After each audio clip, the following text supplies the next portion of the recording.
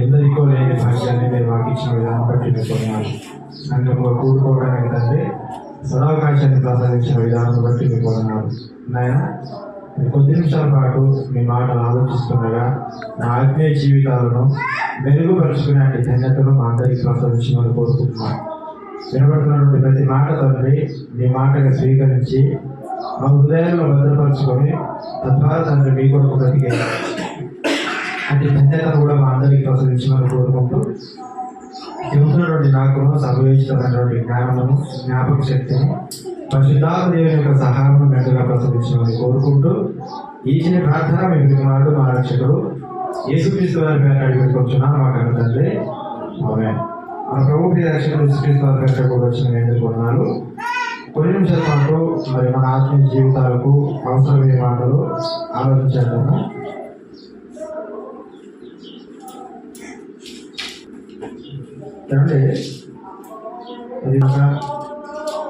మరి క్రైస్తవులైనటువంటి వారందరూ కూడా చర్చిల్లో పాల్గొంటూ 1 గంట 2 గంటలైనా దేవుడి సన్నిధిలో నేను గడపాలి అని చెప్పేసి ఒక మంచి ఉద్దేశంతో వచ్చేవారు అందరూ.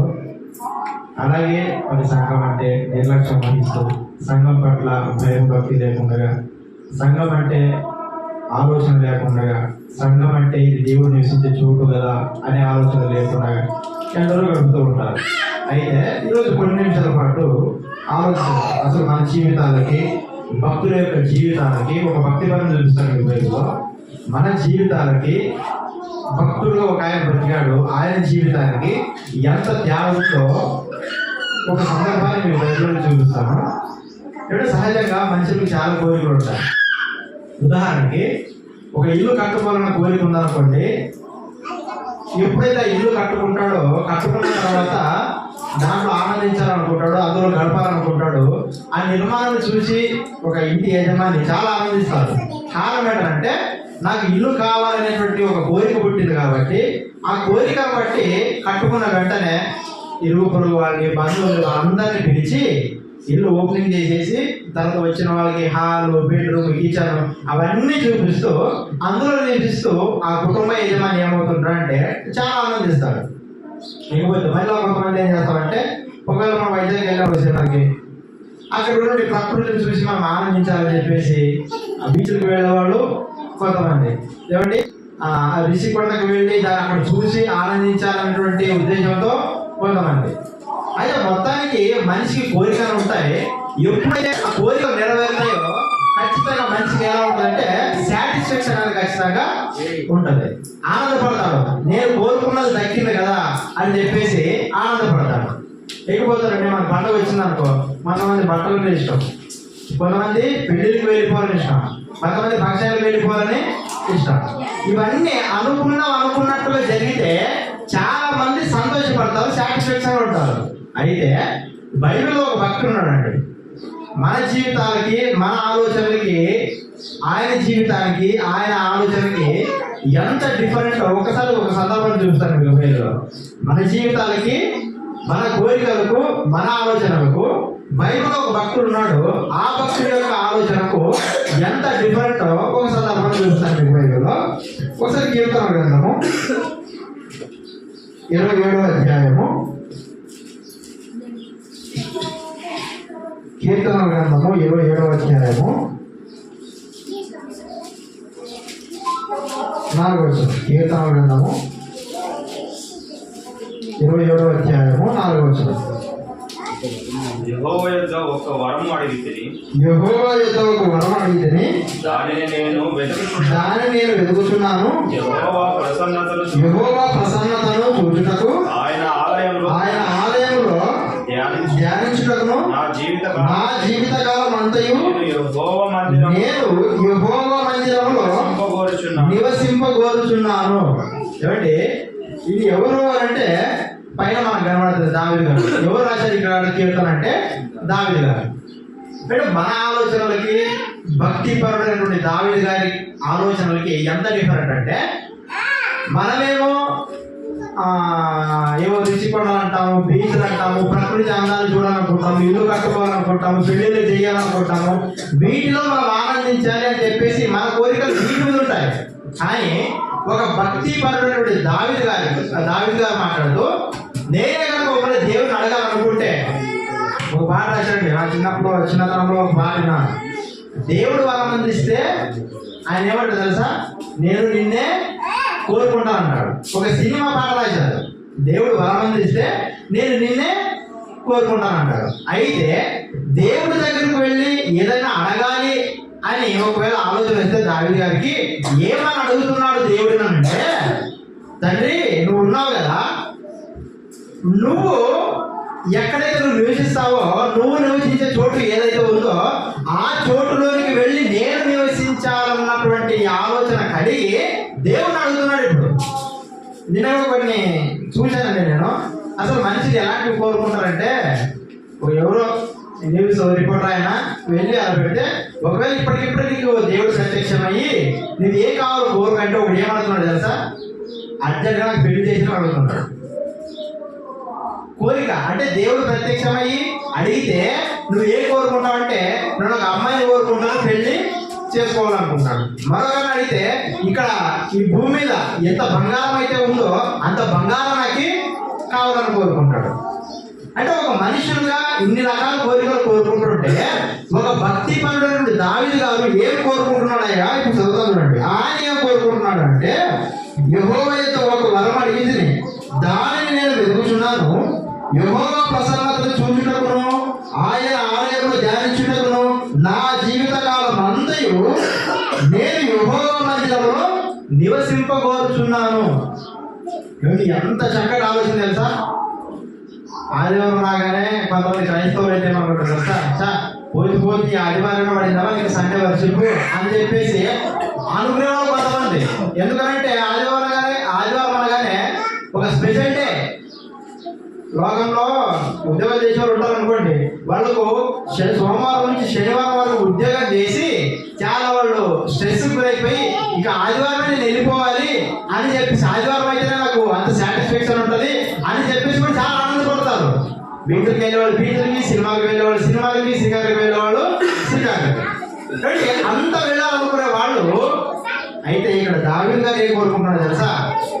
అసలు నా జీవితకాలం అంతయు నీ ఆలయంలో, నీ మందిరంలో నివసించాలన్న కోరిక ఆయన కలిగిందంట. మనలో కానీ ఇంకా సంఘానికి రాని వారు ఎవరైనా ఉంటే దేవుని సన్నిధానంలో నివసించాలి అన్న ఒక కోరిక బలంగా ఎవరనుకున్నారు చెప్పండి. ఏది ఏమైనప్పటికీ, ఎన్ని వచ్చినా, ఎన్ని శ్రమలు వచ్చినా, ఎన్ని నిందలు వచ్చినా, ఎన్ని అవమానాలు వచ్చినా సంఘాన్ని విడిచిపెట్టక దేవుని యొక్క మందిరంలో నేను ఖచ్చితంగా పాల్గొనాలి అని చెప్పేసి ఒక దావీదు గారు ఎలాగైతే నా జీవిత కాలం అంతా దేవుని యొక్క మందిరంలో గడపాలన్నటువంటి ఒక ఆలోచనతో ఆయన ఉన్నాడు కదా, అదే ఆలోచనతో మనలో ఎంతమంది ఉన్నారు చెప్పండి. నిజంగా ఈ మాట మాట్లాడేటప్పటికి ఆయన స్థితి ఎలాంటి చెప్పంటారా? ఈ మాట మాట్లాడేటప్పటికి ఆయన స్థితి ఎలాంటి చెప్పంటారా? ఇశ్రాయేలీయుల మీద ఒక రాజుగా ఉన్నాడు ఆయన. ఇశ్రాయేలీయుల మీద ఒక రాజుగా, ఇశ్రాయేలీయుల మీద ఒక రాజుగా ఉన్నప్పుడు ఇంకేం ఆలోచన ఉందో చెప్పండి. ఏం ఆలోచన ఉందో తెలుసా? వీళ్ళని ఎలా పరిపాలించాలి, వీళ్ళని ఎలా చూసుకోవాలి, నేను ఒక రాజును కదా అని చెప్పేసి ధీమత వరకు వచ్చాయన. కానీ ఒక రాజును అన్నటువంటి ఆలోచన విడిచిపెట్టేసి నీ మందిరంలో గడపాలయ్యా, నీ సన్నిధానంలో గడపాలయ్యా అని చెప్పేసి ఆలోచిస్తున్నాడంటే ఎంత భక్తి ఉంటేనే ఆ మాట వస్తుంది చెప్పడానికి. ఒక సందర్భం చూస్తాను, ఒక సందర్భాన్ని చూస్తాను. 2వ సమూయేలు గ్రంథము 7వ అధ్యాయము 29వ వచనం. 2వ సమూయేలు గ్రంథము 7వ అధ్యాయము మొదటి నుంచి చదవండి. మొదటి నుంచి యెహోవా నలుదిక్కు అతని శత్రువుల మీద అతనికి విజయం ఇచ్చి అతనికి నెమ్మది కలుగు చేసిన తర్వాత రాజు తన నగరి యందు కాపురం ఉండి నాతాను ప్రవక్తను పిలువనంపి, నేను దేవదారుణాలతో కట్టిన నగరి యందు వాసం చేయించుండగా దేవుని మందసము డేరాలో నిలిచి ఉన్నదనగా నాతాను, యెహోవా నీకు తోడుగా ఉన్నాడు, నీకు తోచినదంతా నెరవేర్చమన్నాడు. ఏం జరిగింది తెలుసా? అసలు ఇక్కడ ఏం జరిగిందంటే, అప్పటికి దావీదు రాజుగా ఉన్నాడు. రాజుగా ఉన్నప్పుడు ఏమనుకుంటున్నాడంటే, నేను ఇప్పుడు రాజు అనగానే సరే చూడండి, మీరు గమనించండి, రాజు అనేసరికి ఒక ఉన్నత స్థితి ఉంటుంది.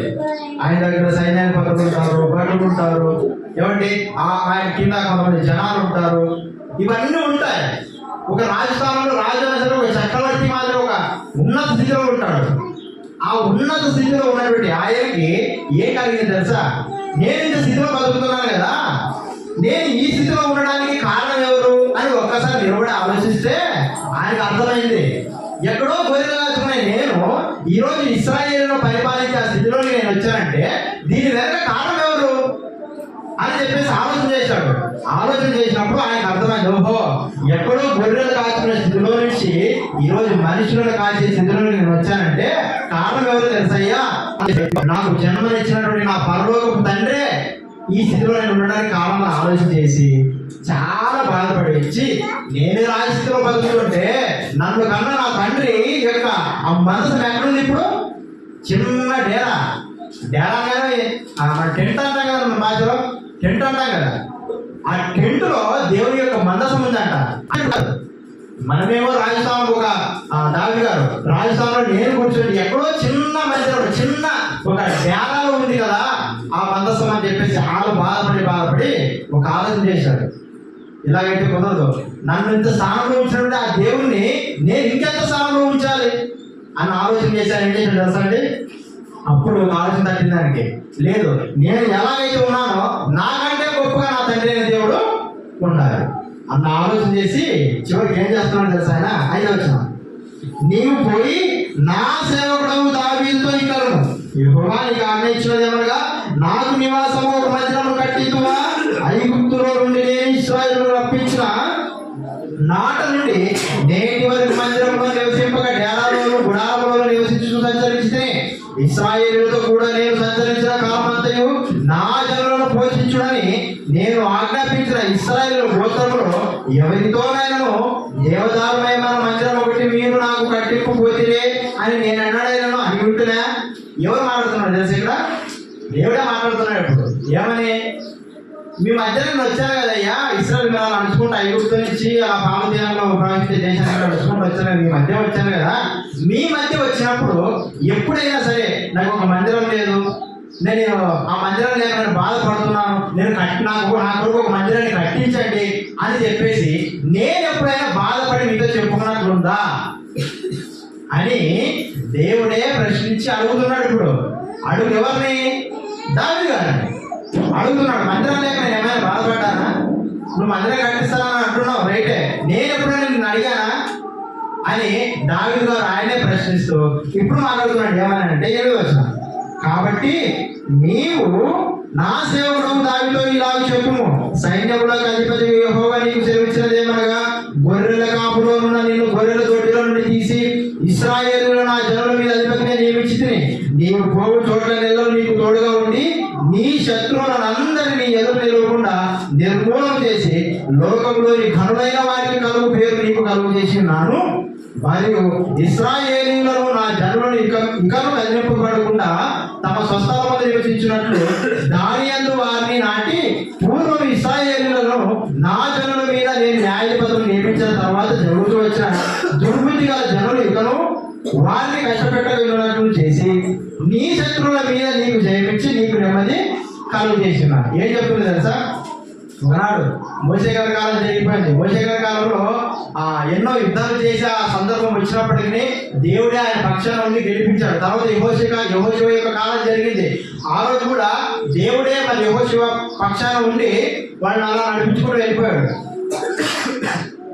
ఇప్పుడు కూడా ఇన్ని చేశాను కదా, ఇన్ని చేసినటువంటి నేను గొర్రెల దొడ్డిలో ఉన్నటువంటి నిన్ను ఈ స్థాయికి తీసుకొచ్చాను కదా, నువ్వెందుకు మందిరం కట్టించాలనుకుంటున్నావు అని చెప్పేసి అని అడుగుతున్నప్పుడు అంటే దావీదు గారు ఎంత చక్కటి మాట చెప్తున్నారు తెలుసా? ఎంత చక్కటి మాట మాట్లాడుతున్నాడు ఆయన అంటే 12వ వచనం, దానికంటే 11వ వచనం, అతడు నా నామ ఘనత కొరకు ఒక మందిరము కట్టించును, అతని రాజసింహాసనం నేను నిత్యంగా స్థిరపరచను. ఇక్కడ మాట్లాడు తెలుసా? అయ్యా దావీదు గారు, నువ్వైతే మరి ఒక మందిరాన్ని కట్టాలి అన్నటువంటి ఆలోచన వచ్చింది, అయితే నువ్వు మాత్రం ఎట్టి పరిస్థితుల్లో మందిరాన్ని కట్టడానికి వీలు లేదు. ఎందుకు లేదు తెలుసా అండి? దావీదు గారు మందిరం కట్టుకోకుండా ఎందుకు ఉండాలి చెప్పంటారా? ప్రధానంగా రెండు కారణాలు ఉన్నాయి. ఆలోచన వచ్చింది దావీదు గారికి, మందిరాన్ని కట్టాలి, డేరాలో ఉండే మందసం అని చెప్పేసి ఆలోచన వచ్చింది దావీదు గారికి. కానీ దేవుడు ఏమంటాడు తెలుసా? నువ్వు మాత్రం ఎట్టి పరిస్థితుల మందిరము కట్టకూడదు. అప్పుడు దావీదు గారి యొక్క మనస్తత్వం ఎంత బాధపడినాడు ఒకసారి ఆలోచించండి. ఇప్పుడు నేను ఉన్నాను, ఏదైనా ఇది పని చేద్దాము అని చెప్పేసి ముందుకు వచ్చిన తర్వాత మీరే గారికి ఒకవేళ ఆ పని చేయడానికి వీలు లేదు అని అన్నారనుకో, ఆలోచన వచ్చినప్పుడు నాకు ఎలా ఉంటుందో చెప్పినప్పుడు బాగుంటుంది కదా. అయితే ఇప్పుడు దావీదు గారికి ఆలోచన వచ్చింది, మందిరం కట్టాలన్నప్పుడు ఆలోచన మంచిదే. కానీ దేవుడు ఏమంటున్నాడంటే నువ్వు కట్టడానికి వీలు లేదు. ఎందుకు కట్టకూడదు అయ్యానంటే దేవుడే దానికి సమాధానం చెప్తున్నాడు. ఏమని చెప్తుంది తెలుసా? రెండు కారణాలు ఉన్నాయి. దావీదు గారు మందిరం కట్టకపోవడానికి రెండు కారణాలు. ఒకటి, యుద్ధాలు జరిగేటప్పుడు మందిరం పని సాగదు. మొట్టమొదటిగా యుద్ధాలు జరిగేటప్పుడు మందిరం పని సాగదు. ఇప్పుడు మనం చర్చి నిర్మాణం అనుకున్న కాసేపు చర్చి నిర్మాణం అలా జరుగుతున్నప్పుడు ఎవరో ఒకరు వచ్చి అబ్జెక్షన్ చేశారు అనుకో, పని సాగదు. అప్పుడు సాగదు. సాగే పనిని విడిచిపెట్టాలి, న్యాయానికి వెళ్ళి కూర్చోవాలి. ఇప్పుడు దావీదు గారు కనుక ఒకవేళ మందిరం కట్టించడానికి అలా వెళ్ళిపోతుంటే ఎవరో శత్రువులు రావడము, యుద్ధానికి రావడం, అలా శత్రువులు యుద్ధానికి వస్తే ఈ మందిర నిర్మాణం విడిచిపెట్టేసే మాట వెళ్ళిపోతుంది దానికి యుద్ధానికి. అలాంటప్పుడు చర్చి యొక్క పని ఏమైపోతుంది తెలుసా? ఆ నిర్మాణం యొక్క మందిరం యొక్క పని ఏమైపోతుంది అంటే నిలబడిపోతుంది. ఇది ప్రధాన కారణం. యుద్ధాలు జరుగుతున్నందువలన నువ్వు మందిరం కట్టడానికి వీలు లేదు. ఇక రెండవ కారణం ఏంటంటే నీ చేతులు దేనితో నిండి ఉన్నా తెలుసా? రక్తముతో నిండి. అంటే దావీదు గారి యొక్క చేతులు రక్తంతో నిండినా ఎన్ని యుద్ధాలు చేయాలి చెప్పండి? దావీదు గారు గొలియాతు మొట్టమొదటి గొలియాతు చెప్పాడు.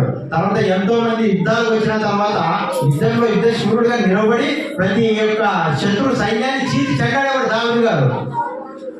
అంటే రెండు కారణాలు ప్రధానంగా ఏవేవరంటే నీ చేతులు రక్తంతో ఉన్నాయి. ఒక కారణం అయితే యుద్ధాలు జరిగే సమయాన మందిర నిర్మాణము జరగదు కనుక నువ్వు మందిరాన్ని కట్టడానికి వీలు లేదు. అయితే నీకు ఆలోచన మంచి ఆలోచనే, మందిరం కట్టాలనుకుంటున్నావు కదా. అయితే నువ్వు కట్టుకోకుండా మరి ఎవరు కట్టాలి తెలుసా? నీ గర్భాన పుట్టిన కొడుకుంటాడే సొలొమోను, ఆయన ద్వారా ఏ కట్టించుకుంటాను అని అన్నప్పుడు దావీదు గారు చాలా సంతోషపడ్డాడు. సంతోషపడి ఆనందంతో చివరికి ఏం చేస్తాడు తెలుసా? దావీదు తనకు కొడుకుకి ఎలాంటి ఇబ్బంది లేకుండా, మందిరం కట్టడానికి ఎలాంటి ఇబ్బంది లేకుండా, సొలొమోను గారికి ఎలాంటి ఇబ్బంది లేకుండా బంగారము, వెండి, ఏమంటే మన దేవదారు బ్రాహ్మణుడు మందిరం కట్టాలి కదా, దానికి ఏవైతే కావాలో వాటన్నిటి సమకూరుస్తారు దావీదు.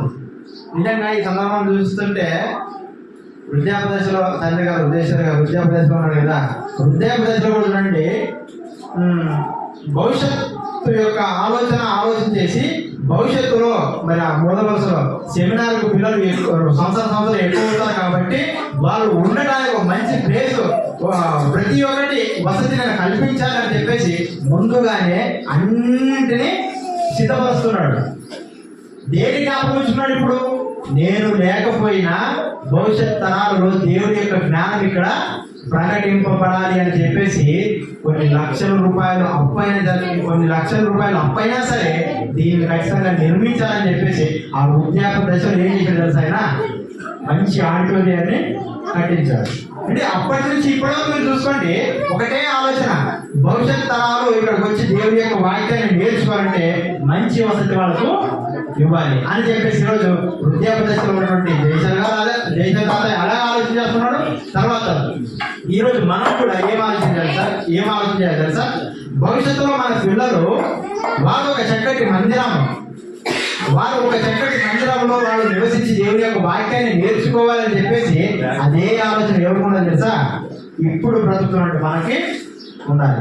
మనం కష్టపడుతున్నాం, మన కష్టం వాళ్ళకి రాకుండా మనమే ముందుగానే సిద్ధపడి వారు భవిష్యత్తులో ఒక చక్కటి నిర్మాణాన్ని చేసుకోకుండా మనమే దాన్ని చేసి వాళ్ళ చేతికి అప్పగిస్తే వాళ్ళు ఏం చేస్తారు తెలిసినప్పుడు దేవుడి యొక్క పనిని సక్రమంగా తీసుకునేపోతారు. దావీదు అదే చేసినట్టు దావీదు గారు అదే చేశారు. ఏం చేశారు తెలుసా?